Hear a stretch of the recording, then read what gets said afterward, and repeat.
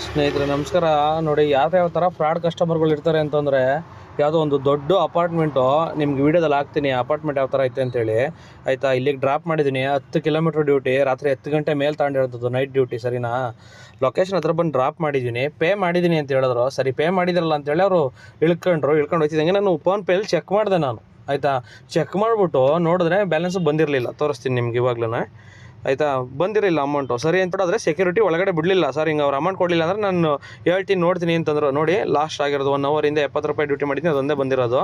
So ಇವ್ರದ್ದು ನಿಮಗೆ ತೋರಿಸ್ತೀನಿ ನೋಡಿ. ಇಲ್ಲಿ ಆಪ್ಷನ್ನಾಗ ಬಂದು ಪಾರ್ಟ್ನರ್ ಕೇರು.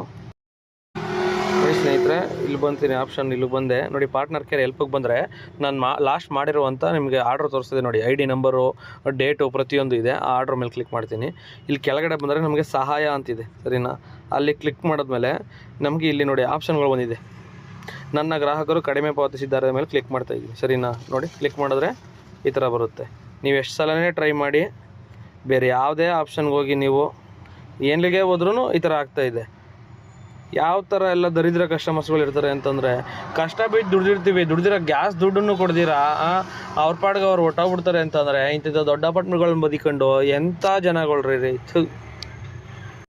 ಅದೇ ಫ್ರೆಂಡ್ಸ್, ಓಲಾದಲ್ಲಿ ಬಂದು ಅವ್ರು ಏನಾರ ಕಸ್ಟಮರ್ ದುಡ್ಡು ಬಿಡೋಗ್ಬಿಟ್ಟಿದ್ರೆ ಡ್ರೈವರ್ನ ಕಳ್ಳ ಅಂತಾರೆ. ಇವಾಗ ಕಸ್ಟಮರು ಡ್ರೈವರ್ಗೆ ಮೋಸ ಮಾಡೋಗಿದ್ದಾರಲ್ಲ, ಇವಾಗ ಆ ಕಸ್ಟಮರ್ನ ಏನಂತ ಕರಿಬೇಕು ನೋಡಿ. ಇದೇ ಅಪಾರ್ಟ್ಮೆಂಟು ಗೂಗಲಲ್ಲಿ ಫೋಟೋ.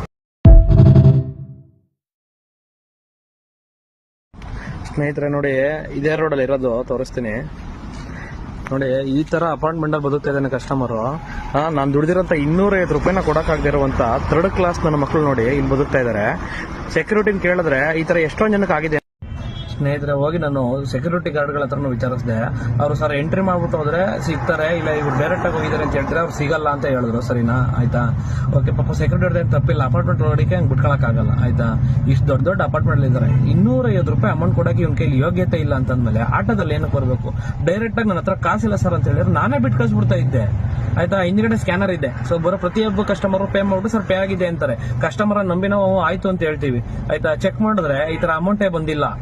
250 ರೂಪಾಯಿ ಕೊಡಕ್ಕಾಗಿಲ್ಲ ಅಂದ್ರೆ ಅವ್ನು ಎಂಥ ಮನುಷ್ಯನ್ರಿ. ಈಗ ಕದ್ದಿರೋ ದುಡ್ಡು ಕೇಳ್ತಾ ಇಲ್ಲ ನಾನು. ಸರಿನಾ, ಏನೋ ಫ್ರಾಡ್ ಮಾಡಿಲ್ಲ ನಾನು, ನಿಯತ್ತಾಗಿ ದುಡ್ದಿದ್ದೀನಿ.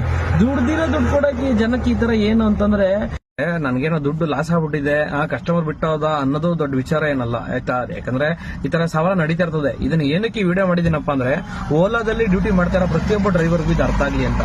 ಓಲಾಗೆ ಯಾವುದೇ ತರದ ಕಸ್ಟಮರ್ ಕೇರ್ ಇಲ್ಲ, ಯಾವುದೇ ಆಫೀಸ್ಗಳಿಲ್ಲ ಬೆಂಗಳೂರಲ್ಲಿ. ಸರಿನಾ, ಒಂದೇ ಒಂದು ಕಸ್ಟಮರ್ ಕೇರ್ ನಂಬರ್ ಕೂಡ ಇಲ್ಲ ರೀ. ಓಲಾಗ್ ನೀವು ಫೋನ್ ಮಾಡ್ತೀರಿ ಅಂದ್ರೆ, ಎಲ್ಪ್ ಸೆಂಟರ್ಗೆ ಹೋದ್ರೆ ನೀವು ಆ ವಿಡಿಯೋದಲ್ಲಿ ಹಾಕಿದೀನಿ ನಾನು, ಪ್ರತಿಯೊಂದಕ್ಕೂ ರೀಟ್ರೈ ಅಂತ ಬರುತ್ತೆ. ಅವ್ನಿಗೆ ಯಾರು ಏನಾದ್ರೂ ಪರವಾಗಿಲ್ಲ, ಕಸ್ಟಮರ್ ಡ್ರಾಪ್ ಆದ್ರೆ ಅಷ್ಟೇ ಸಾಕು.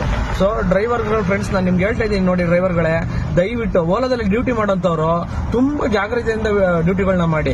ಆಯ್ತಾ, ಆಲ್ಮೋಸ್ಟ್ ಓಲಾದಲ್ಲಿ ಡ್ಯೂಟಿ ಮಾಡದೇ ಇರೋದೇ ಬೆಟರ್. ನೀವು ಬೇರೆ ತುಂಬಾ ಆ್ಯಪ್ಗಳಿದೆ, ಮಾಡಿ ನೀವು ಬೇರೆದ್ರಲ್ಲಿ. ಓಲಾ ತುಂಬಾ ವರ್ಷ ಫ್ರಾಡ್ ನನ್ನ ಮಗ ಅವನು. ಡ್ರೈವರ್ಗೆ ಹೆಂಗಾರು ಆಗ್ಲಿ, ಎಷ್ಟೇ ಮೋಸ ಅಲ್ಲಿ ಬುಕ್ ಮಾಡ್ಕೊಂಡು ಓಡಾಡುವಂತ ಪ್ಯಾಸೆಂಜರ್ ಮಾತ್ರ ತೊಂದರೆ ಹೋಗ್ಬಾರ್ದು, ಚೆನ್ನಾಗಿರ್ಬೇಕು ಅಂತ ಇರುವಂತ ಒಂಥರ ವಿಚಿತ್ರ ಮಾನಸದವನು ಅವನು, ಓಲಾದವನು ಅವನು.